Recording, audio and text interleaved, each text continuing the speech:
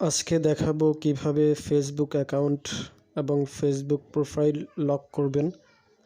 তো সর্বপ্রথম আমি চলে যাচ্ছি ফেসবুক ওপেন করলাম এবং ওপেন করার সাথে সাথে ডান দিকে 3 ডট বাটনে ক্লিক করলাম।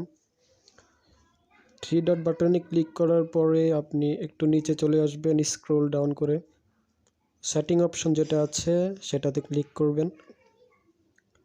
সেটিং অপশনে ক্লিক করার পরে একটু নিচে আসবেন, স্ক্রল করে তারপরে এখানে একটা অপশন আছে প্রোফাইল লকিং নামে একটা অপশন আছে, এটাতে ক্লিক করবেন।